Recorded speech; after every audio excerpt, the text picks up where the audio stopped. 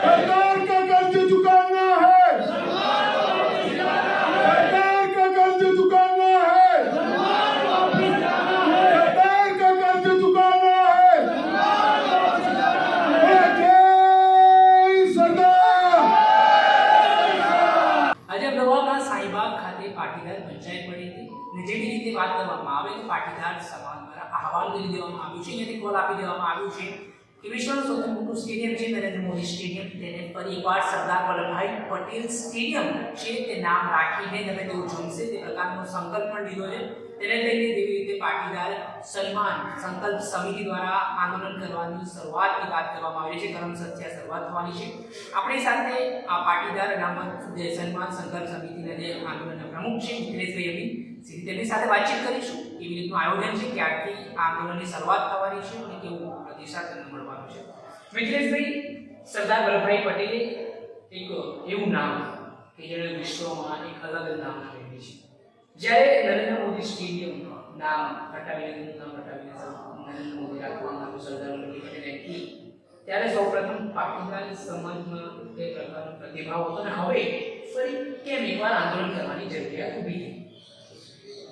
સૌથી પહેલાં તો તમને એક વાત કરું કે જ્યારે સ્ટેડિયમ ઉપર નામ બદલાયું ત્યારે પાટીદાર સમાજની વાત નથી, કરમસદના દરેક એક માણસે તે દિવસે વિરોધ કર્યો હતો અને કરમસદથી તે જ દિવસે ગ્રાઉન્ડમાં નામ બદલાયું તે જ દિવસથી કરમસદમાં આંદોલનની શરૂઆત સરદાર પટેલના ઘરેથી, સરદાર પટેલના ગામેથી અને સરદાર પટેલના સન્માન માટે આ માંગ અને આંદોલનની શરૂઆત કરી। આજે આ આંદોલનને ગુજરાતના તાલુકે જિલ્લે અને જન સુધી પહોંચાડવા માટે અમદાવાદ સાઈબાગ ખાતે એક પાટીદાર પંચાયતનું આયોજન કરવામાં આવ્યું। આંદોલનની શરૂઆત તો જે દિવસથી થઈ ગઈ છે, થઈ ચૂકી હતી, જે દિવસથી નામ બદલાયું તે જ દિવસથી, પરંતુ આજે હવે ગુજરાતના તમામ જિલ્લા સંગઠન અને જન સુધી આ આંદોલન કેમનું પહોંચે એની ચર્ચા વિચારણા કરવા માટેની આ પાટીદાર બિલકુલ સાચી વાત તમે કહી રહ્યા છો કે આંદોલનની શરૂઆત થઈ ગઈ છે, પણ આંદોલન કેમ પ્રકાશમાં નથી આવ્યું? જેવી રીતે થોડાક સમય પહેલા પણ આપણે જ્યારે નામ બદલાયું ત્યારે વિરોધ પણ જોવા મળ્યો હતો ને, વિવિધ જે પાટીદાર સમાજના સંગઠનો હતા એ મેદાને આવ્યા હતા, અચાનક પછી એ અવાજ છે તે એકદમથી શાંત પડી ગયો હોય, બધાએ સહર્ષ નરેન્દ્ર મોદી નામ સ્વીકારી લીધો એવું પણ માહોલ જોવા મળ્યો, પછી ફરી એકવાર આ માંગ ઉઠી। એટલે આ સંદર્ભમાં હવે જ કેમ ઉઠી માંગ? હવે જ માંગ નહીં, આ મેં તમને પહેલા જ કહ્યું, માંગ તે દિવસની હતી, તો પ્રબળ કેમ બની? માંગ બે દિવસની હતી। પ્રબળ બનવાનું કારણ પ્રબળ તો જ્યારે માંગ ઉઠે પ્રબળ જ હોય, જ્યારે માંગ ઉઠે આંદોલનની શરૂઆત થાય પ્રબળતા હવે મીડિયાને કેમની લાગે છે, સરકારને શું એ પ્રબળતામાં ગણે છે, એના બધા ડિફરન્સો અત્યારે આવી રહ્યા છે। બાકી જે વખતે જે માંગ ઉઠે એ તો પ્રબળ જ હોય છે। અને સરદાર વલ્લભભાઈ પટેલનું નામ ફરી પાછું મોટેરા સ્ટેડિયમ પર લખાય એ તો ગુજરાતમાં તમામે વર્ગ, તમામે જાતિ, તમામે જન માણસ બધા જ છે। ભાજપમાં રહેલા કેટલા લોકો જોડે મારે વાત થઈ છે તો એ લોકો એવું કહ્યું છે કે આ વસ્તુ નરેન્દ્રભાઈ મોદીએ ખોટી કરી છે, પણ એ બીકના મારે સામે નથી આવતા। પાટીદાર સમાજમાંથી ઓલવેઝ કેટલાક દિગ્ગજ નેતાઓ પણ છે, પાટીદાર સમાજનું નેતૃત્વ કરે છે, હાલ ભાજપમાં છે, તો સરદાર વલ્લભભાઈ પટેલને કઈ કારણે લાગણી છે, કોઈ પ્રતિક્રિયા કેમ નથી આપી? શું કારણ તમને લાગી? પાર્ટી મોટી કે સમાજ? પાર્ટી મોટી ના સમાજ મોટો, અત્યારે તો દેશ મોટો અને દેશમાં જે સ્વાતંત્ર્ય સેનાનીઓ હતા એ મોટા છે। મેં તમને પહેલા જ કહ્યું, સમાજની આ મીટિંગ કરવાનું કારણ શું છે કે જય સરદાર અને જય પાટીદારના નારાનો ઉપયોગ પટેલ સમાજ અને પાટીદાર સમાજે પોતાને અનામત લેવી હતી ત્યારે કર્યો।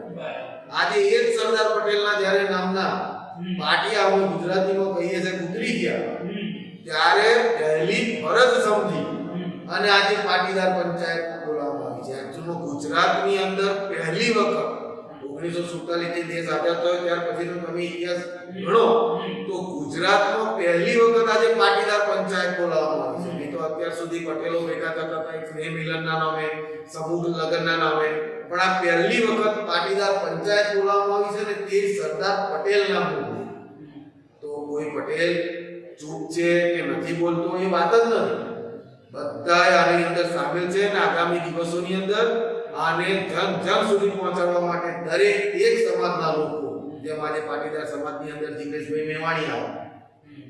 એટલે પાટીદાર સમાજ તો પોતાની ફરજ સમજીને ભેગો થયો, પણ સરદારના જે સાથી હતા, સરદારના જે પોતે મતલબ એમ કહેવાય કે લડવૈયા છે સરદાર માટે, એ લોકો તમામ ગુજરાતના જન જન સુધી પહોંચાડશે આ લોકો. અચ્છા, આંદોલન ક્યારે સફળ એટલે શરૂઆત થઈ ગઈ છે, સફળ થશે ને અમને ક્યારે સરદાર વલ્લભભાઈ પટેલનું નામ ફરીવાર એ જગ્યાએ જોવા મળશે ને લોકો સુધી ખાસ કરીને તમે કેવી રીતે પહોંચશે?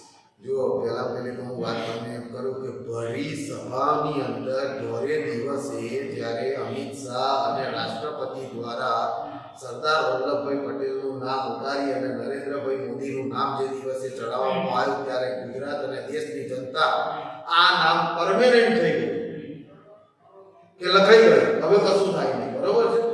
ત્યાર પછી કરમસદથી આંદોલન શરૂ થયું અને એ આંદોલનને કોંગ્રેસ પાર્ટીએ એના મેનિફેસ્ટોમાં લીધું કે જ્યારે અમારી સરકાર આવશે ત્યારે આ નામ અમે ફરી પાછું સન્માન ભેટ ચડાવીશું. તો અત્યારે એ નામ તો ટેમ્પરરી ઓલરેડી થઈ ગયું. જનજનની જે લડત હતી એક પાર્ટીના મેનિફેસ્ટોમાં આવે છે અને એ પાર્ટી સત્તામાં આવે ત્યારે અમે આ ફરી નામ પાછું હટાવીશું એ જ્યારે એલાન કરે છે ત્યારે આ નામ તો હવે ટેમ્પરરી થઈ ગયું. સત્તા છે તો લગી નામ રહેશે, સત્તા ગઈ બે દિવસે નામ જવાનું છે. નરેન્દ્રભાઈ મોદીને ખબર પડી ગઈ હવે. એટલે આંદોલન સફળ જ છે. જે સત્તાના જોરે અને પહેલું તો એ લોકોએ જ્યારે એમ કહ્યું કે સરદાર વલ્લભભાઈ પટેલનું નામ ઉતારીને અમે નરેન્દ્ર મોદીનું નામ ચડાવીએ છીએ, તો હું એમ કહું છું કયો ફંક્શનમાં આવે, પણ એમણે ચાલુ ક્રિકેટ મેચ ક્રિકેટની જે પબ્લિક હતી એની અંદર એમણે એમનું નામ ચડાવવાની કોશિશ કરી અને તાલીઓનો ગડગડાટ કર્યો અને જનતાને એમ બતાવ્યું કે અમારી જોડે સમર્થન છે. લુચ્ચાઈથી ઠગાઈથી આ નામ બદલવામાં આવ્યું છે.